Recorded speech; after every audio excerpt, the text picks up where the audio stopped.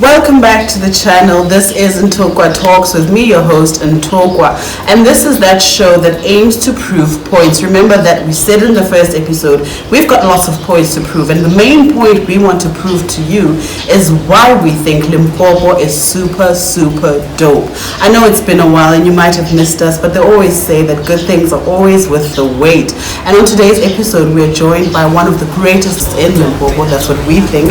He's got staying power. He's been there, done that, got the t-shirt, and he joins us today.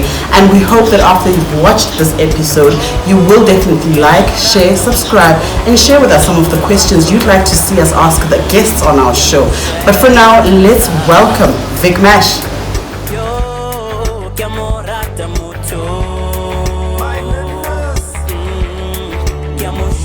He is sitting here with us right now. He is Vic Mash, and we welcome you to What Talks. Let's start off with a little bit of your background, if you can allow us. When you're not making music or when you're not on stage performing or recording songs, what kind of a person are you? Oh, I thank you guys for welcoming me on the show. And I almost, I like reading a lot, playing PlayStation with my son, If I don't write songs or reading books, I just don't have time with my kids. That's what I do. Most of the time I spend, let's say, 60% in the studio and then 40% at home. It's not balancing, but it works for me. It's okay. It works it's for good. me. Yes, makes sense. Now, music. At which point in your life did you decide or feel that this is the path you want to take? No, it was 1996. I was part of this choir. I'm not really sure if you're familiar with Baladeli Wabare. It's tapping. Yes, choir. Yes. It's interesting how everyone always starts with gospel music in church. That's usually the standard background. There's one song that I used to like to sing. It's what's that song? I had that, sharp voice. I could do high notes. What do you mean you had? I used to sing, but since I was introduced in this poetry, hip hop, then I started writing songs, listening to Snoop Dogg and Tupac, and then I was inspired. Yeah. And then in 1998, that's when I started writing my own songs, my own lyrics, because I was imitating before. And then it was very nice, it was exciting, it was... I can do it. Yeah, I can do that. When you're imitating someone who's famous, who's got 2 million, more than that, followers or listeners. And then it inspired. And then I thought no, let me try to write my own songs. But back then, remember, there was no Nthoqwa or... Fenek. We were only rapping in English, and we thought and we felt like it is the right thing to be. So in 1999, that's when I switched. I felt like, okay, when I rap, my grandmom or some grandmothers or people who didn't actually get a taste of education couldn't actually hear me. So I thought, let me write a song in my language. The first song that I wrote was about my woman. Was a love song. In Sepedi, and it was marvelous. But a lot of people say Sepedi is not romantic. What do you say? They all say that no, Zulu is not romantic. Xhosa, not even English. Yeah. I believe what romantic is. What you say. Self-expression. The ability to do that. To do it. True. So, but when you say something that you experienced before in a relationship, that somebody might have gone through it, and then you express it on a paper, and then it depends in how you say it. Exactly. Like for instance, if I had a brilliant relationship with someone before, and then I talk about what I experienced before in a song, in a style, rhyming, and skill. Somebody might relate, and it happens to me. People relate to my music. Now, give us a bit of the music industry. You've been in it since 1996. That's a long time. And you're here in Limpopo, where people believe that in order to make it in the industry, you need to go to some of the biggest cities. What has been your experience in Limpopo making music all these years? It wasn't really bad or hard. It's just that I feel like we were a bit behind in terms of not the music in general, but we're talking about the industry on its own was a bit congested, I think so.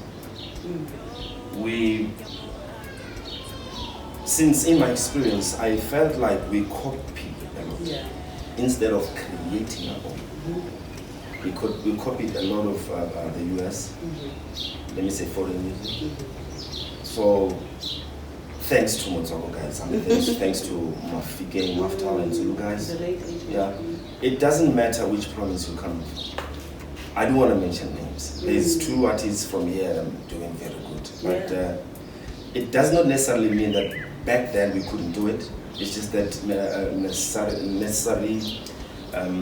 resources. We don't have resources back then. But do you feel like as an artist you have enough support within the province to grow? Do you think other artists like yourself are able to make a career and a profit out of the music that they make in this province? Is there an understanding of the industry, the business side of the industry?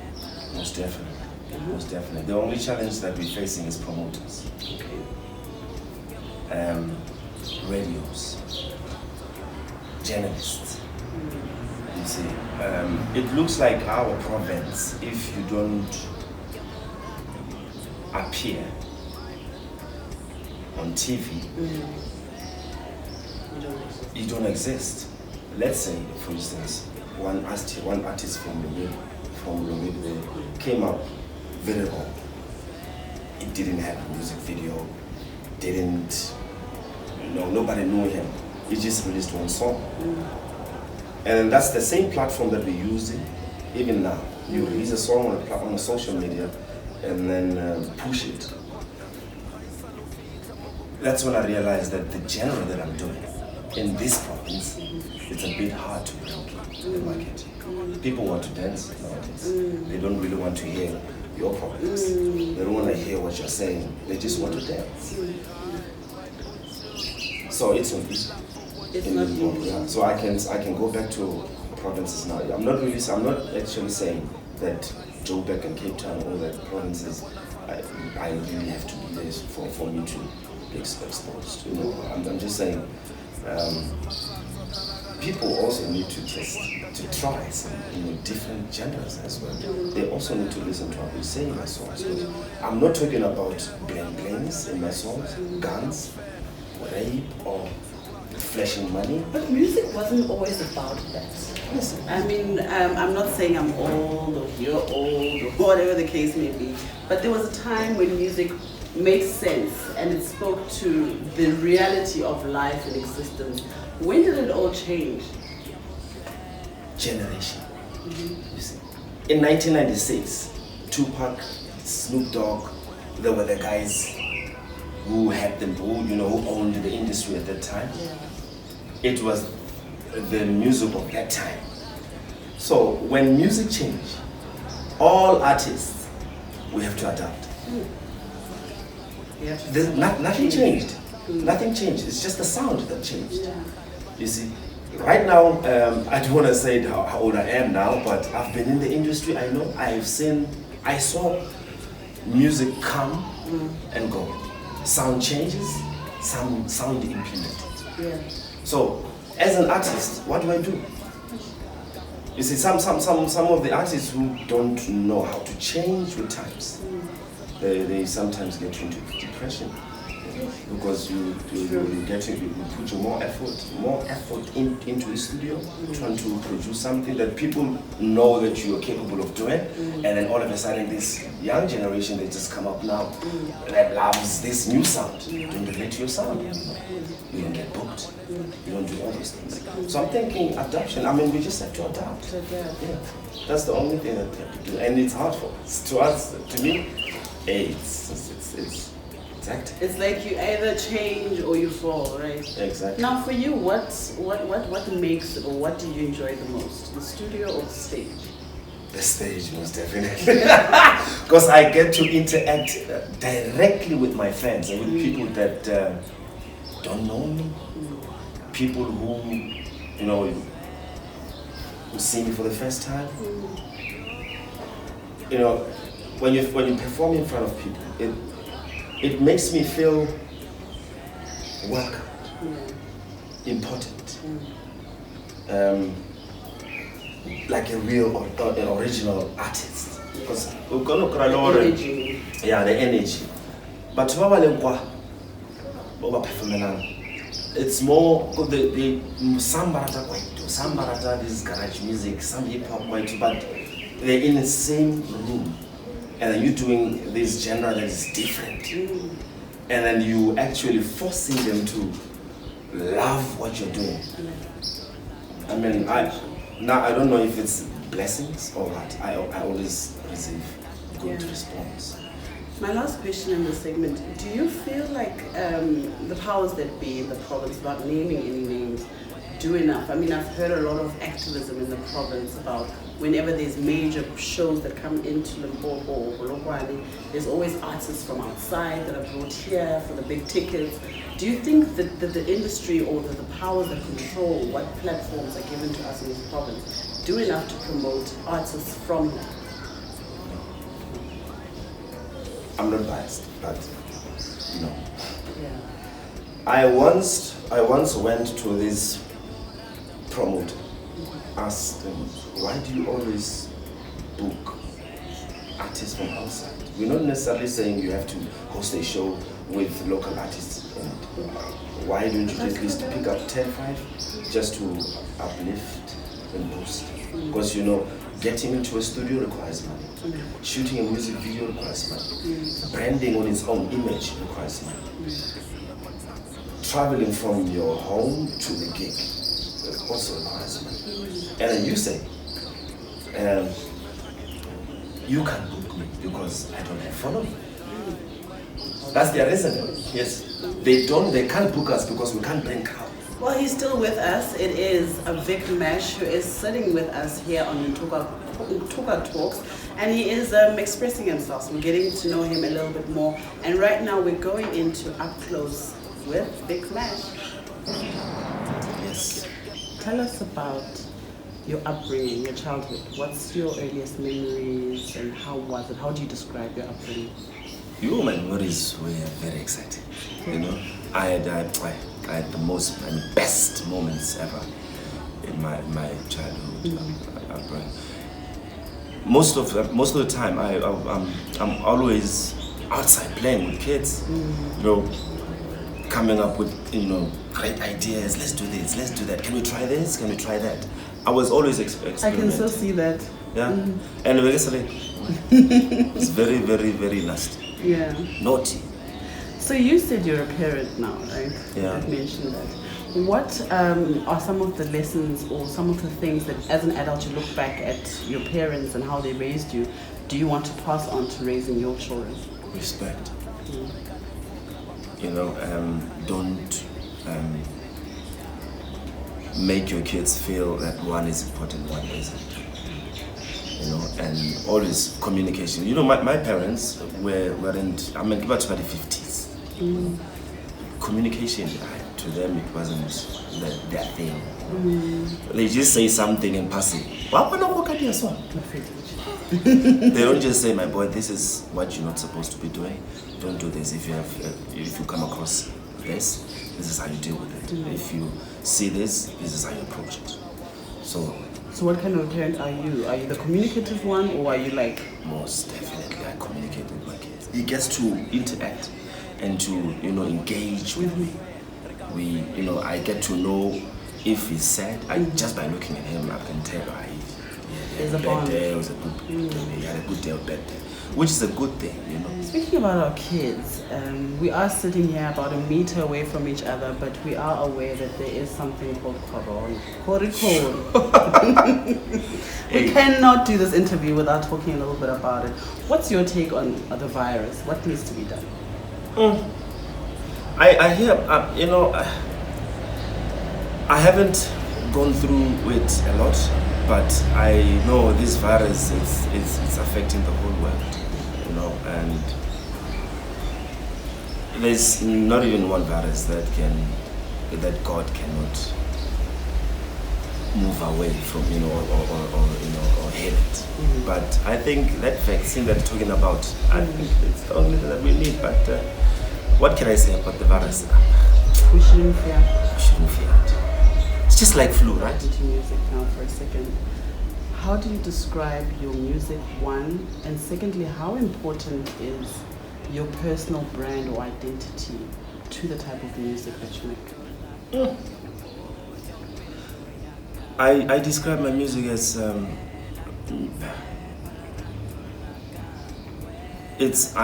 in my music. Most of my tracks I talk about relationships, broken marriages, upbringing, violence, streetwise life. So all these things that I talk about is the things that I experienced myself. I don't talk about something that I've never gone through. I talk to the people. I do the music for the people. You see, because I get into your house where there is no food, no hope. I bring hope. I put food on the table. And then you come back to life. There was a young guy who committed suicide 5 years ago. I think my former manager knows about it, Ray Shiao. This guy committed suicide. I don't know what was the reason, but I found it later that the guy killed himself just because his family, his father and mother, rejected him. They, bamoroa barofage. Udom. Those things, words like that. And then when they came back home, I did a song, based on that. And trust me, I saved 5 lives. I am a deputy chairperson of Limpopo. We are a school governing body.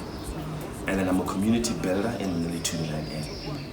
And then I gather kids around, mostly when I'm on my free time, like today. I'm going to them. So they come to me and raise their problems. Like this. So you wouldn't be able to be that without having experienced your own troubles on your journeys. And through your whole entire musical career, what would you say was the one moment of your lowest, your most painful, hardest moment throughout your entire career? When you think back to that, you're like, I don't know how I got through that. Hey, when I was first introduced to my dad, I was 28 years old. Hey, that broke me. I actually believed that my stepdad was my real father. And then after 28 years, I was introduced to a gentleman that I used to sit down with. And the gentleman didn't even tell me, hey, you're my son. I spent almost 9 years or 10 years with that gentleman. What was the conversation like?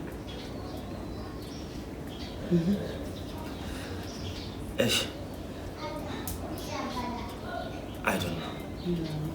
I just don't know. Even now, it doesn't even know my kids, where I stay. Yeah.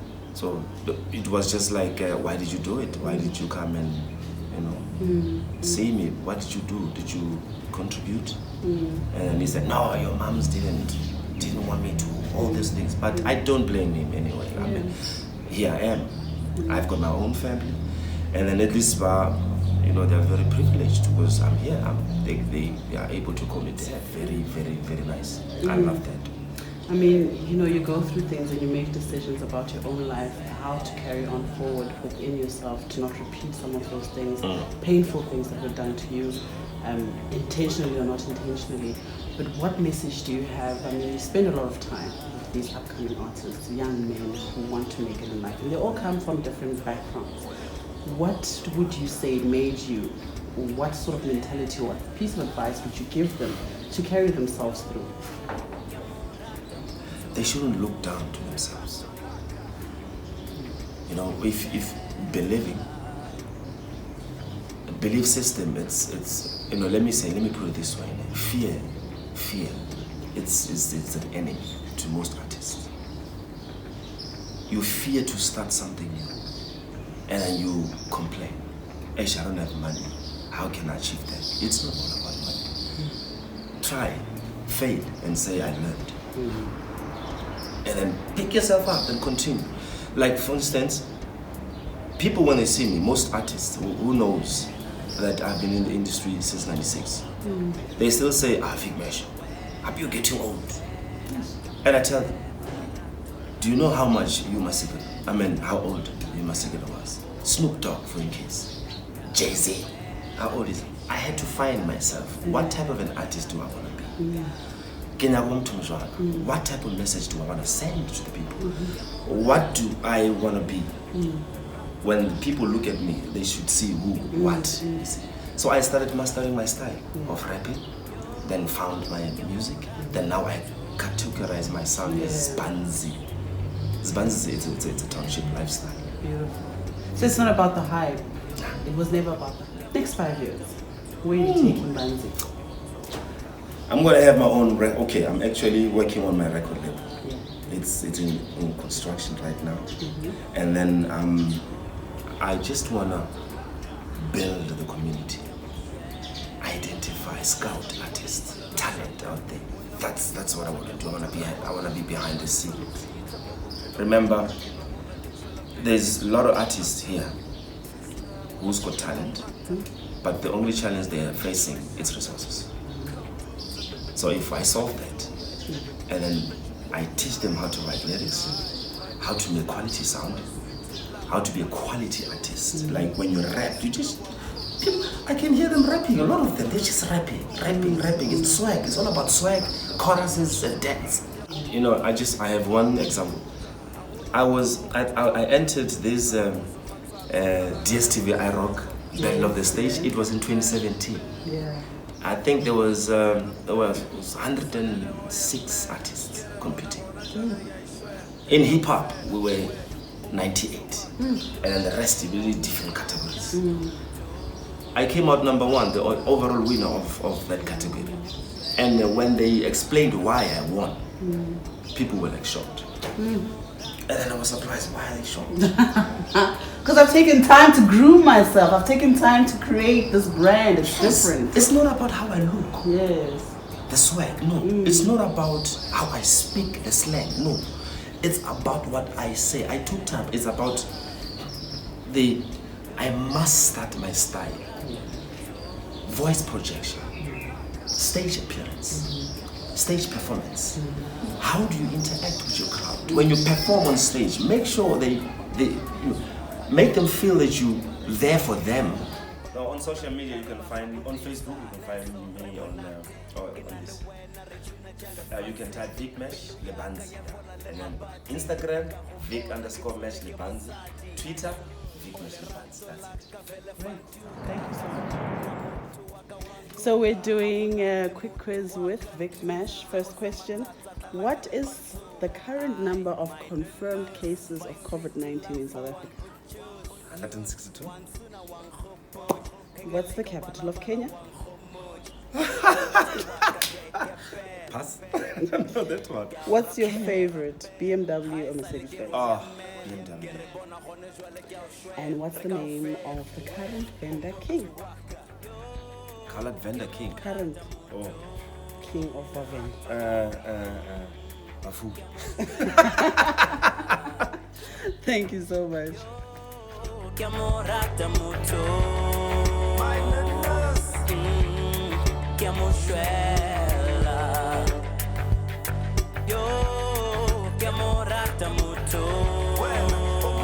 Well, there you have it, Vic Mash, ladies and gentlemen, arguably the most dopest MC in Limpopo. Let us know what you think, comment down below, and don't forget to subscribe, and share this video.